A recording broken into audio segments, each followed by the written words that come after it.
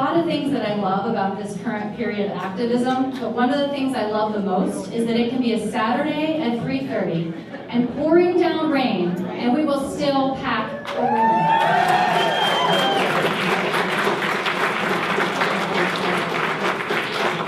We show up, people, and we're going to keep showing up. So a little bit about VADF for those who don't know us, and there are a lot of us here today. We started about 1 year ago, and that's it. And it started with a couple of people, Lori and Allison and Alicia and Chris, sending an email out into the void, saying something like, we got to do something, we have to do more. And a lot of us answered that email, and I was on the other end of it.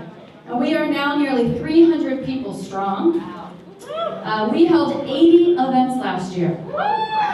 We texted, we canvassed, we sent postcards, we had a lot of meetings. We had something for everybody, and what I always tell people about VADF is that we do what we can. Every single person, there's no expectations. You do what you can, and with everybody doing what they can, we did a lot. So good. We won. Right? About that, if elected to Congress, I would continue to push for that single-payer system. And I think within that, we need to make sure the government is allowed to negotiate drug prices with the pharmaceuticals. We're one of the only countries that doesn't do that. And you see how high our pharmaceutical prices are compared to the rest of the world.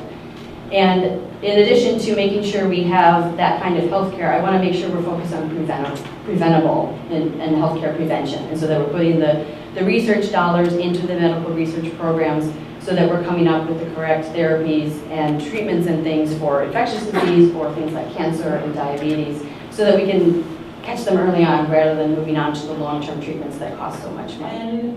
And I've spent my career working to stand up to abuses of power and the support systems that enable them. And that's what President Trump is, the epitome of an abuse of power. And Barbara Comstock is the support system that enables him. We in this room all know Congresswoman Comstock's playbook, right? Come election time, she talks like us, but can still be counted on to vote like them. And you know what? The reason that Donald Trump is our president today is because he's the wrong answer to the right question. What's the right question?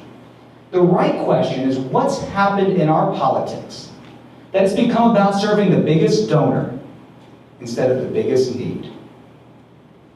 I'm ready to be part of a new generation of proven leaders with diverse experience outside of politics, dedicated to our country but not beholden to the system. We're going to go to Washington and change the way that business gets done. I think we can all agree there are two people that need to be prosecuted and driven from office.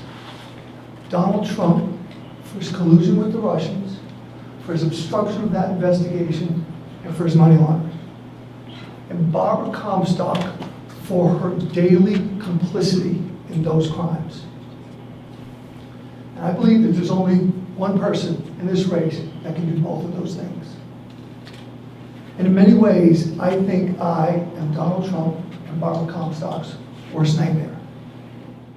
We need to talk about this better way that we offer, that is inclusive, that is about protecting public resources like the environment, that is about providing a safety net for the marginalized and poor communities. Otherwise, the same people always get hurt.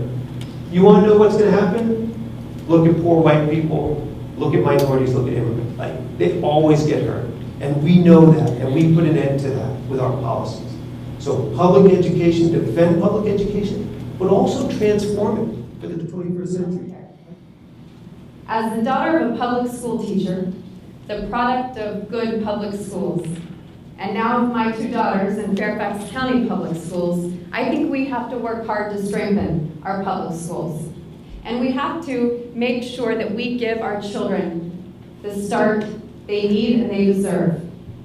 We talk a lot about universal kindergarten, but we've got to take it a step further and provide universal pre-K. We also have to make college more affordable, invest in community college programs, and invest in apprenticeship programs to ensure that we better prepare our workforce.